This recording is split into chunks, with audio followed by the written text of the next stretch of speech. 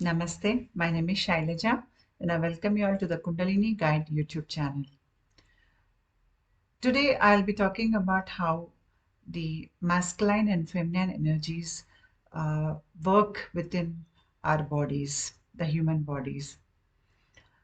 If you have not watched the first part in the series, that is the divine masculine and the divine feminine working at the microcosm and macrocosm level of the universe, I will post the link to this video in the description box below. Please watch it before you watch this module. But in any case, every module that I'll make on this particular topic is independent and complete within itself, so you can watch them separately. But to gain a comprehensive understanding on this topic, I recommend that you watch all the modules.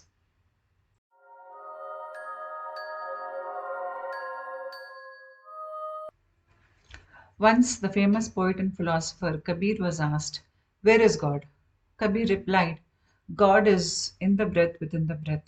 Here he was referring to the prana that is there in each one of us, the life force or the chi as it is called in Chinese. This prana flows through the subtle system that is there within our bodies. And these subtle systems are called as nadis in Sanskrit. Nadi means motion or flow or vibration. We have thousands of nadis, and of all these nadis, the three important nadis are the Ida, Pingala, and Sushumna nadis. These three nadis, Ida, Pingala, and Sushumna, they correspond to the spine in a human body. The Ida and Pingala nadis represent duality in human being, whereas the Sushumna, it represents a neutrality or the healthy thinking or the virtuous thinking that is there in an individual. I have used these images in my last module where I referred to the top first image as the black hole and the second image as the white hole. The black hole represents the divine feminine energy, which is the Shakthi or the goddess Kali, and the white hole represents the divine masculine energy or Shiva. In the third image, you can see that the black hole is placed over the white hole. The black hole pulls in everything, it sucks in everything that comes within the scope of its gravity field, and then it gets transmuted at the singularity point and it gets released as new creation to the white hole. So here the divine masculine and the divine feminine at the macrocosmic level are working together in taking in all the aspects of the universe which needs to be transmuted, transmitting that and then releasing that as new creation. So the black hole represents the divine feminine, which absorbs and transmutes, and the white hole represents the divine masculine or Shiva, through which the new creation comes into being. Now, these divine masculine and divine feminine energies, they are present within our human bodies too. But generally, what happens is we all are familiar with the coin game where we toss a coin and then you have the heads and tails. Like a coin has the heads and tails, every human soul that is born on earth has two sides to it. It has the ability, or it holds the ability to be born as a female or to be born as a male. Now, the soul decides how it wants to be born. Now, depending on the level of its soul evolution, its karmic residue, the lessons it needs to learn in this lifetime on earth, it will choose that particular gender in which it wants to be born. So, every soul has the inherent capability of being born as male or female. So, what happens when a soul is born as a man? When a soul is born as a man, externally you will see the male form. But I'll go back to my previous example of a coin where on one side you see the heads and the other side you see the tails. So when you toss the coin and then if you see that the heads is what it is showing, then the tails is not gone, it is not lost, it is hidden beneath the other surface of the coin. So in the same way, when a person is born as a man, his feminine aspect goes within himself, it is hidden inside him. And if the soul chooses to be born as a female, then its masculine side goes inside, or it goes inside and it is hidden within her. So we hold both these energies within our system. If somebody thinks that they're only man, 100% man, or somebody thinks they're 100% female, then they are wrong, because they have both of these energies. Though physically they might look like they belong to a particular gender, but inherently they hold both these energies within the system. Here you can see the ancient caduceus symbol, where the two serpents are rising up the central column. These two serpents, they represent the Ida and Pingala nadis, and the central column is your Sushumna channel. You can see in image 1 here that the Ida is represented as the white nadi. This starts at the base of the spine, the left side, and it ends in your left nostril. Whereas the Pingala, which is the red nadi, it starts at the base of spine on the right side and it ends in your right nostril. Ida Nadi is in charge of your mind and emotions. It is your moon channel. It is the feminine polarity. And this channel is the cooling channel in your body. Whereas Pingala is your masculine energy. It represents the right side of your body. It is the sun channel. And this controls the vital functions of your body. So predominantly throughout the day, you are using one of your nostrils for your breathing. For example, if you're using your left nostril more, you're more using your lunar channel or the Ida Nadi. Whereas if you are breathing to your right nostril predominantly, then your Pingala channel is more active at that point in time. So generally what happens is when a healthy person is breathing throughout the day, he shifts, his breath shifts from one nostril to another nostril.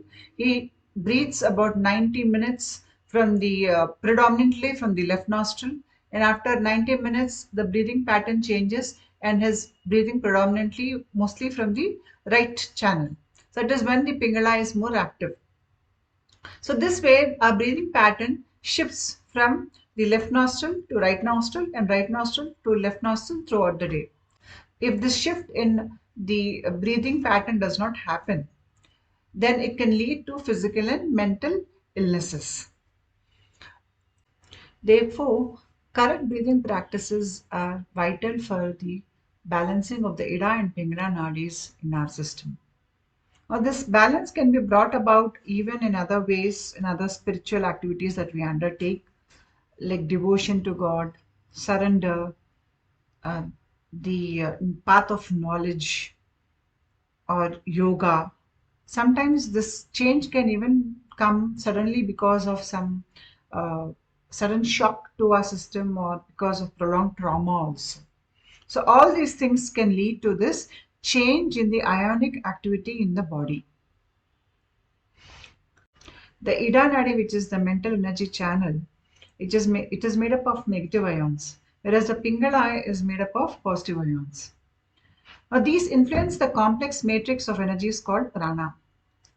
These pranic energies, which move through our body, they produce the classic heat, sound, and energy changes in a Kundalini awakening.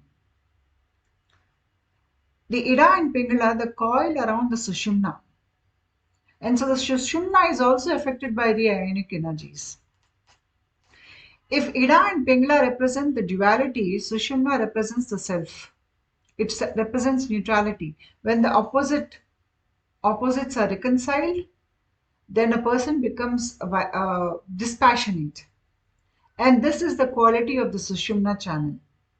So when the person's mind is quietened by following various spiritual activities, he withdraws his senses from the external world. This is called pratyahara. So when he withdraws his senses from the external world, the energy which is there in the Ida and Pingala, it starts flowing into the central Sushumna channel. And when this happens, the person starts enjoying his meditative states. This is the real start of the spiritual uh, journey in his life. For the prana to enter the Sushumna channel, we have to transcend duality. at various levels. We have 7 major chakras on our spine. Now the Ida and Pingala, wherever they crisscross around the chakras. So when the negative Ida Nadi, it crisscrosses with the positive Pingala Nadi, a neutrality is reached because it's the negative ions cancel off the positive ions, so it's a neutral zone. So that is where you have the chakra. Now for this to happen, the prana that is generally flowing top down in a normal person's body has to turn upwards. And this will turn upwards when the person is in search of truth, when he seeks spiritual transformation. So at every level of the chakra, we have 7 major chakras. At the root, you have the Muladhara chakra. Genital region, you have the Swadhisthana chakra. Navel region, you have the Manipura chakra. Then at the heart, you have the Anahata chakra. Throat, you have the Vishuddha chakra. Eyebrow center is your Agra chakra. And then you have the crown or Sahasrara chakra. So the Ida and Pingala have to crisscross over the spine, and while they crisscross over the spine, they create these energy rotation centers on the spine, which are generally not there. These rotation centers only start appearing once Ida and Pingala start crisscrossing each other. Now generally with pranayama and other activities, what happens is a small current of Ida and a small current of Pingala can start moving up the spine, but this is very small, and this has to become large enough for the chakras to be fully formed. And this can only happen when there is a behavioral change associated with your spiritual activities. At every level, certain changes have to be brought about. You have to transcend duality in the way you think and the way you behave. For example, the Muladhara chakra or the root chakra, this is concerned with our fears and survival issues. So things like food, then money and religion, they all come into the Muladhara chakra. So once somebody is on a spiritual path and they still differentiate or they hold hatred for other religions, or they think their opinions on religion are very superior to others, or they think that their own path is the true path, when they hold such dysfunctional ideas, it becomes a hurdle in spiritual growth.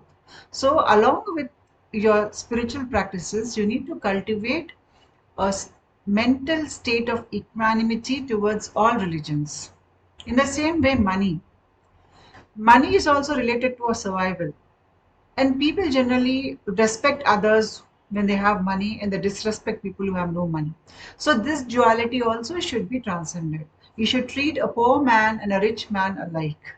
Money should not influence the way you respect people. So when a person overcomes these kinds of mindsets, it helps further in his Ida and Pingala flowing strongly. And the root chakra starts forming more beautifully because he is transcending the duality, the ideas and the behavioral patterns which are associated with that particular chakra. Then the Swadhisthana or the genital chakra. Here we hold a lot of ideas about how the opposite sex. Now this can be influenced by the religion, culture or community we are born into. Now we need to transcend all these ideas, the dysfunctional ideas, the dysfunctional behavioral patterns, which cause us to not treat the opposite sex with respect. For example, if you're a man, then do you think a woman is inferior to you? Do you think she's unintelligent? Is she just to be used and abused? And if you're a woman, do you only see a man as a ATM machine or a money provider, and you do not respect him for his or value his well-being? So all these ideas which you hold, all these dysfunctional behavior patterns which you hold, they all form a part of your Swadhisthana chakra. And until unless you transcend the duality, until unless you understand that you contain both the energies within you and you learn to understand and use these energies which are there within your own system, you will not transcend the Swadhisthana chakra. At the navel region or the Manipura, it is all about uh, power and then people and control. So those issues have to be transcended there. At the heart chakra, it is about transcending pain, personal trauma, ability to forgive people. All these things should be transcended there. At the throat, it is about speaking your truth. You must be able to set boundaries. You must be able to discriminate you and use your wisdom in your daily life. And you should do it because it is the right thing to do and not because you have a selfish or you are prejudiced or biased in a particular way.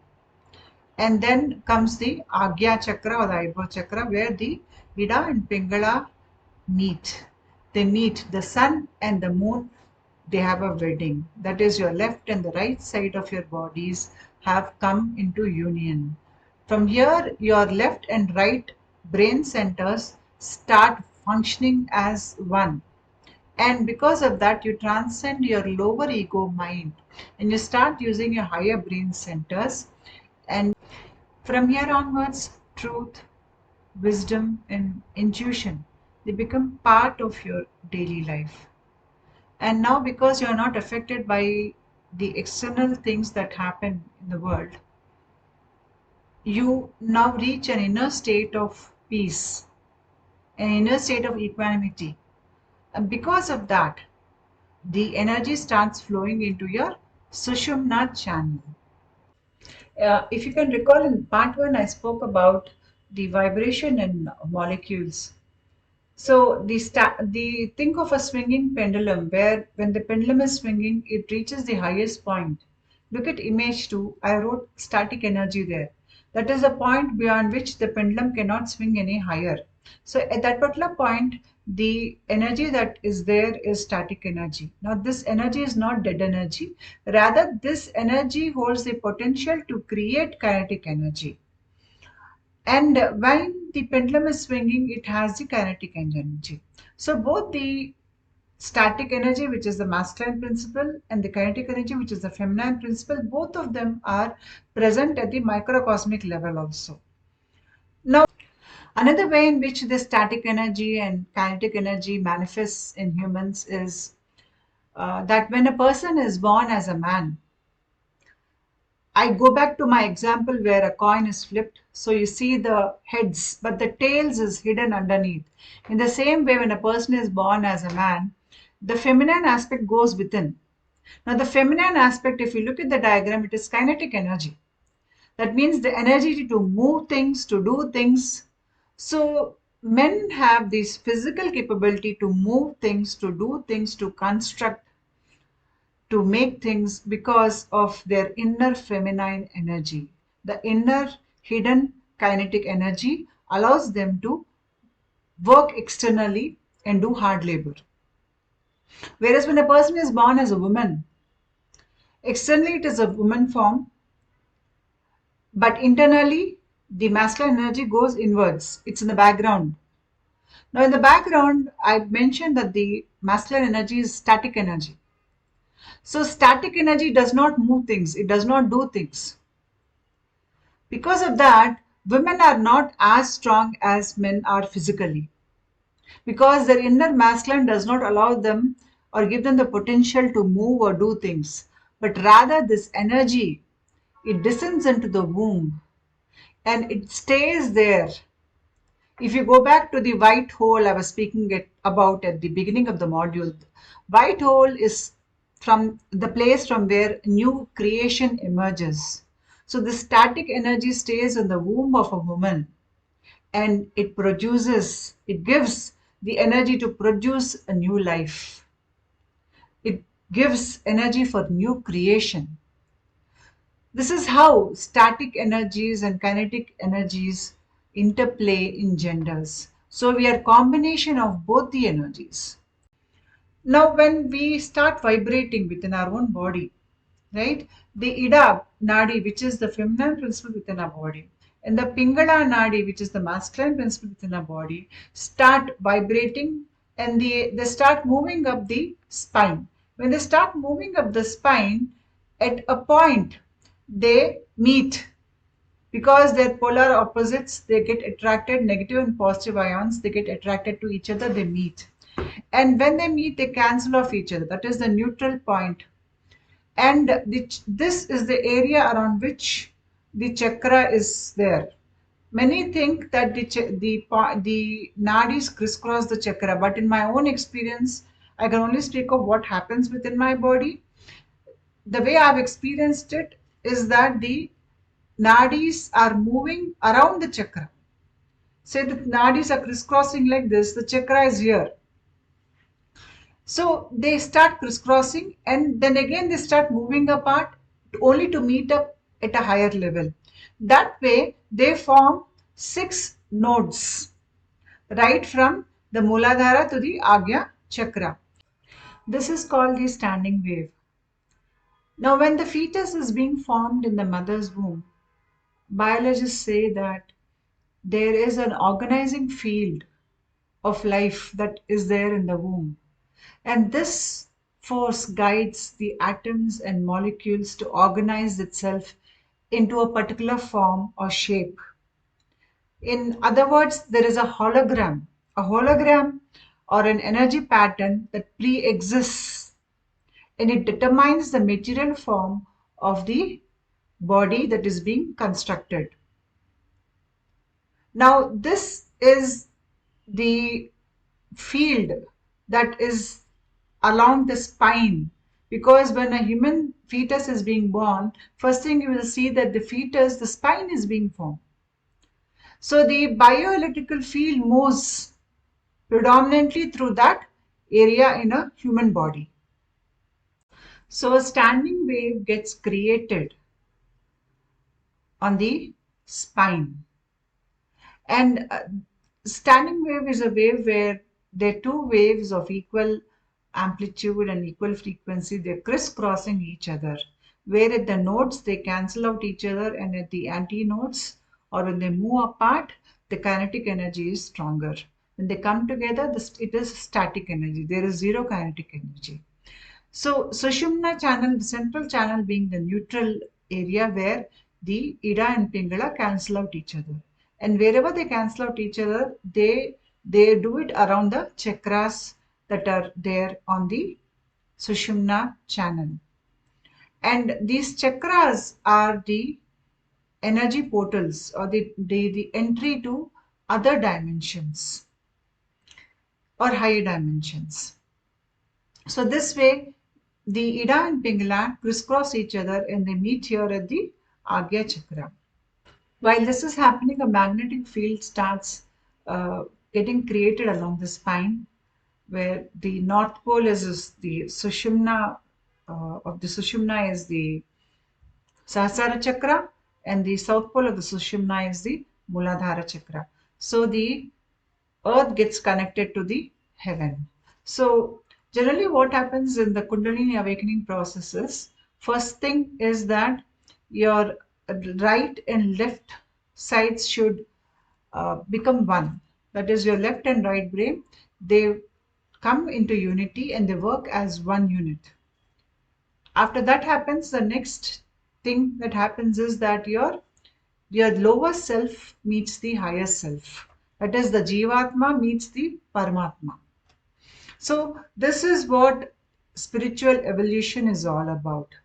So once you have integrated your Ida and Pingala, and you have opened up your Sahasrara Chakra, you have completed one part of the journey.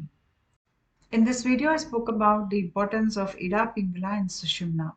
In my coming videos, I'll be talking about the feminine and masculine energies in depth at various levels, at personal level and at the societal level also. So please keep watching for a total understanding on these energies. Namaste.